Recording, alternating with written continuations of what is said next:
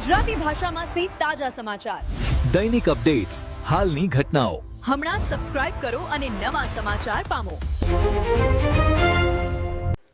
વાવથરા જિલ્લામાં ચૂંટણીનો માહોલ ચરમસીમાએ. જડિયાલી સીટ પર આપની એન્ટ્રીથી સ્પર્ધા વધુ રસપ્રદ. વાવથરા જિલ્લામાં સ્થાનિક સ્વરાજ્યની ચૂંટણીને લઈ રાજકીય ગરમાવો સતત વધી રહ્યો છે.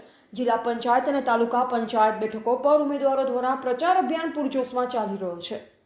જડિયાલી તાલુકા પંચાયત સીટ પરથી આમ આદમી પાર્ટી તરફથી ઠાકોર સેધાજી મંગજી આગથડાએ ઉમેદવારી નોંધાવી છે. ઉમેદવારી નોંધાતા જ વિસ્તારમાં રાજકીય માહોલ વધુ સક્રિય બન્યો છે અને સમર્થકોમાં ઉત્સાહનો માહોલ જોવા મળી રહ્યો છે. ઉમેદવારે ગામે ગામ સંપર્ક અભિયાન શરૂ કરી મતદારો સુધી સીધા પહોંચ બનાવવા પ્રયાસ તેજ કર્યા છે. સ્થાનિક મુદ્દા, વિકાસના કામો અને ગ્રામ્ય સમસ્યાઓને કેન્દ્રમાં રાખી પ્રચારને વેગ આપવામાં આવી રહ્યો છે. તો બીજી તરફ ભાજપ અને કોંગ્રેસ સહિતના અન્ય રાજકીય પક્ષો પણ પોતાની રણનીતિ સાથે મેદાનમાં સક્રિય થયા છે.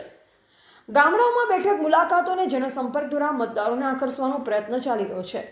ચૂંટણી નજીક આવતા જ વાવથરા જિલ્લામાં ત્રિપક્ષીય સ્પર્ધા વધુ તીવ્ર બની જઈ રહી છે અને ચૂંટણી જંગ હવે વધુ રોચક સ્વરૂપ લઈ રહ્યો છે. એવા રાણાભાઈ પારેખી, વાવથરા. નમસ્કાર મિત્રો, GT9 ગુજરાત ન્યૂઝ ચેનલમાં આપનું હાર્દિક સ્વાગત છે. હું છું રાણાભાઈ પારેખી, વાવથરા. અત્યારે જે લાખણી તાલુકાનું જે ગામ કહેવામાં આવે છે જડિયાળી, ત્યાં આમ આદમી પાર્ટીના જે ઉમેદવાર છે તેમની મુલાકાત લીધી છે અને અત્યારે જે ચૂંટણીનો જે માહોલ ચાલી રહ્યો છે એ મુદ્દાને લઈ અને જે ઉમેદવાર કયો મુદ્દો ઉઠાવે છે તો એમની રજૂ કરશે. આપનું નામ જણાવશો? હા, મારું નામ ઠાકોર સેધાજી મગનજી. હું આગથડા ગામનો રહેવાસી છું અને જડિયાલી મારું મોસાળ છે અને જડિયાલી તાલુકા પંચાયત સીટ ઉપર મારી આમ આદમી ઉમેદવારની પસંદગી થયેલી છે ને હું ચૂંટણી લડી લઉં છું. તો અત્યારે તમને આ માહોલ કેવો લાગી રહ્યો છે અત્યારે આ ચૂંટણીનો?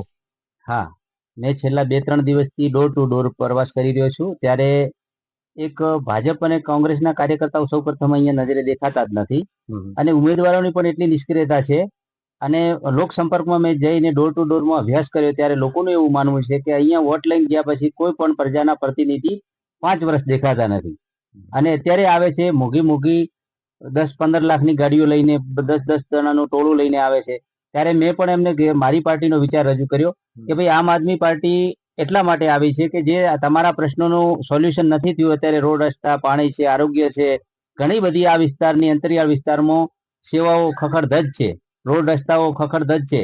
ત્યારે મેં પણ ઉમેદવારી નોંધાવીને મારો વિચાર રજૂ કર્યો છે. લોકો પણ મને ઉત્સાહભેર અત્યારે આવકાર આપી રહ્યા છે અને હું એકલા હાથેને ટેમ્પલેટ દ્વારાના પાર્ટીના વિચારસરણી દ્વારા ડોર ટુ ડોર ખેતરે ચાલતો પ્રવાસ કરી રહ્યો છું. જી, તો તમને જે અત્યારે તીખું જંગ જામી રહ્યો છે આ, તો એના વિશે આપ શું કહેવા માંગો છો? આમ આદમી પાર્ટી જીતશે? હા, અહીંયા ત્રિકોણીય જંગ જામી રહ્યો છે.